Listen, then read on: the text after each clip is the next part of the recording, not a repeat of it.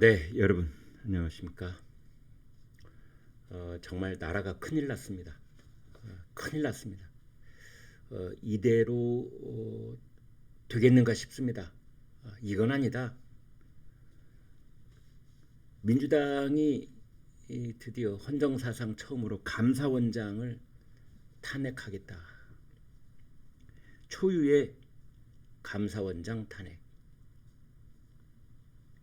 이제 그렇게 되면은 문재인이 임명했던 그 감사위원 2명이 차례로 감사원장 권한 대행이 됩니다. 윤석열 정부 출범 이후에 지금 민주당이 폭주하고 있는 탄핵을 보면은 이상민 행안부 장관 탄핵했었는데 헌재에서 기각이 됐고, 이진숙 방통위원장 지금 헌법재판소에서 심판 중에 있죠. 이창수 서울중앙지검장 그 탄핵 발의한다고 그러고 있죠. 최재해 감사원장 발의할 예정이고. 좀 살펴볼까요? 안동환 검사 기각됐죠. 탄핵을 했지만. 이동관 방통위원장 탄핵 직전에 자진 사퇴했죠. 이정섭 검사 헌재에서 기각됐죠. 손준성 검사 현재 탄핵 심판 중이죠. 이희동 이몽석 검사 발의를 하기 직전에 철회를 했죠. 김홍일 방통위원장 탄핵 직전에 사퇴했죠. 김영철 박상용 검사 탄핵조사 청문회 실시했죠. 강백신 엄희준 검사 탄핵조사 청문회 예정돼 있죠. 이상인 방송통신위원장 직무대행 탄핵 직전에 자진 사퇴했죠. 서울중앙지검의 조상원 4차장 최재훈 반부패 2부장 탄핵 발의할 예정이죠. 지금 민주당은 이 탄핵으로 국가 운영을 책임지고 있는 정부 고위직 인사들을 쑥대밭을 만들고 있습니다. 여러분, 국민들이 더 이상 놔두면 안 될 폭거, 광기 어린 폭거에 이르고 있습니다. 이것을 이대로 놔둬도 괜찮을지, 여의도 이대로 놔둬도 괜찮습니까? 이건 아니라고 저는 봅니다. 이건 아니라고 봅니다. 임계점을 넘어서서 대한민국이 와장창 유리창 깨지고 무너지는 소리가 드디어 들리고 있습니다. 지금 야당 쪽에서 윤석열 정부 출범 후 공직자 18명을 탄핵을 했습니다.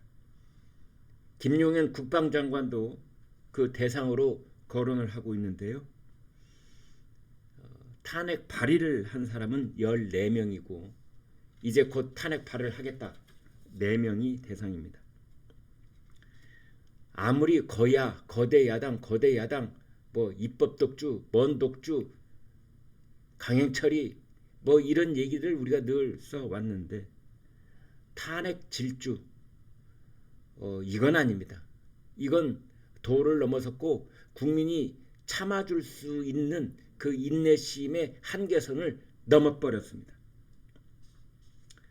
감사원장 이 대통령 관저 이전 문제를 제대로 감사를 하지 않았다. 그래서 감사원장을 지금 탄핵하겠다는 겁니다.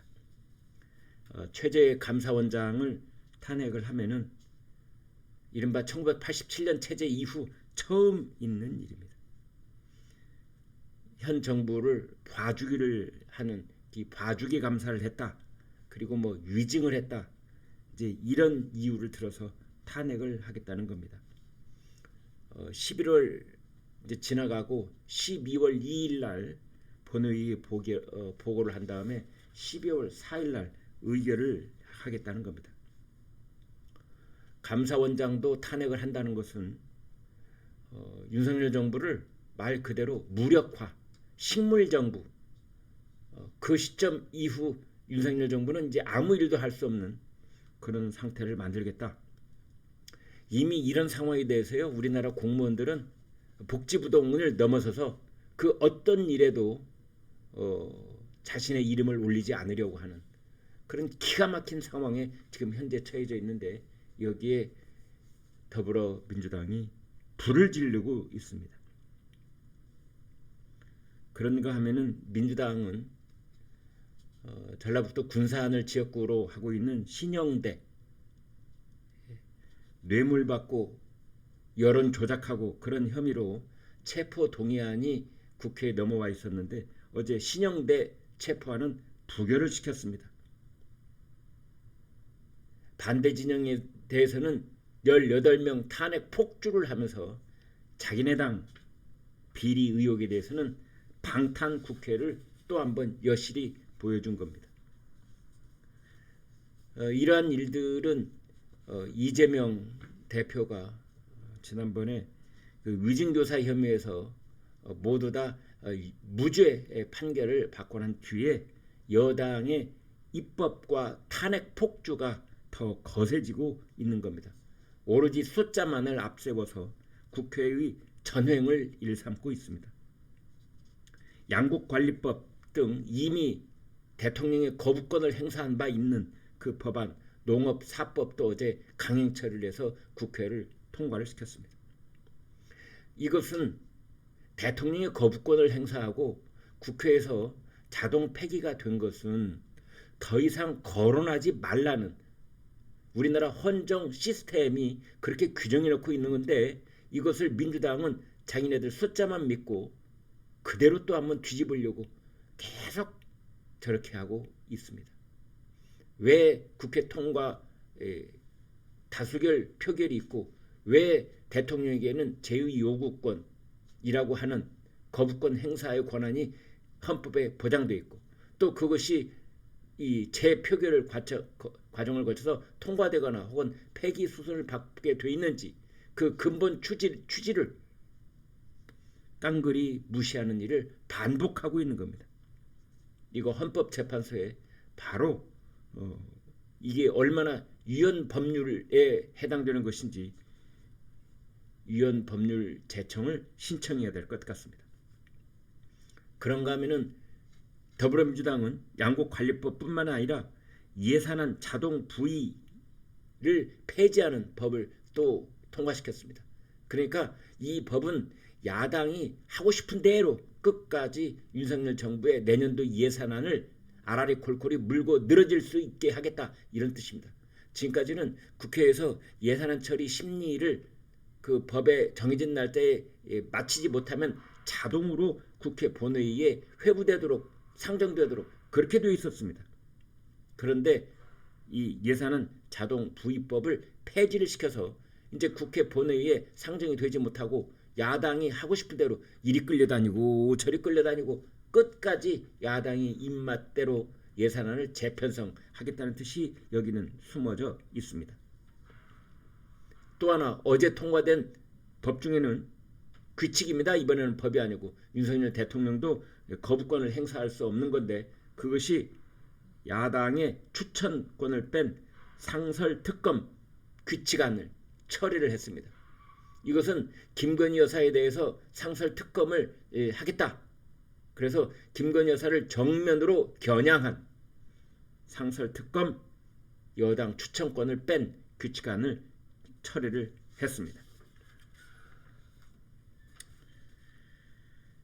이게 모두 다 그 이재명 1심 무죄 선고 이후에 한숨을 돌린 야당이 연일 강경 드라이브를 걸고 있습니다.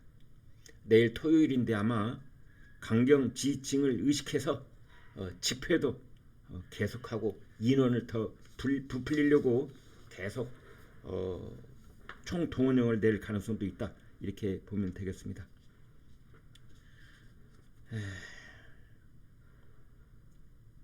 신영대 아까 말씀드린 금품 수수 혐의 입증 충분하다라는 법무부 설명이 있었는데 야당 쪽에서는 말 조심하라 이렇게 고함을 치기도 했습니다.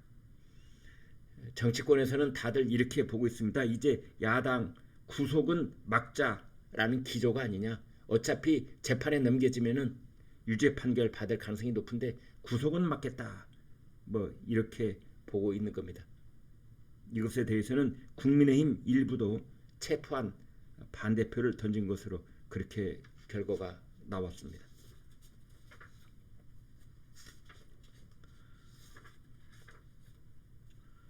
지금 여야가 맞서 있는 방송통신위원회, 인권위원회 모두 다 파행 상태에 있습니다. 국회의 몫에 인사를 제대로 추천하지 않아서 그렇게 되어 있는 겁니다. 방송통신위원회는 1인 체제, 방송통신심의위원회는 3인 체제, 인권위원도 한 자리가 비어있는 그런 기괴한 해괴망측한 상황으로 지금 우리나라 헌정 시스템이 비틀거리고 있는 상황이다. 이렇게 보면 되겠습니다. 아무튼 김건희 여사를 겨냥한 상설특검 여당 추천권을 배제한 개정안 이 규칙안을 처리를 했는데 이것의 그 추이가 어떻게 될지 매우 민감한 사안이라고 볼 수 있겠습니다. 이것에 대해서 여당은 권한쟁의 심판 헌법재판소에 청구를 했는데요. 이게 앞으로 어떻게 되느냐에 따라서 김건희 특검법안 못지않게 전국을 매우 위험스러운 혼란에 빠뜨릴 가능성이 있다. 이렇게 볼 수 있겠습니다. 아무튼 여러분 이건 나라가 아닙니다. 이대로 두면 이제 큰일 날 지경으로 국민들의 인내심을 이미 크게 벗어났다. 이렇게 볼 수밖에는 없겠습니다. 여러분 고맙습니다.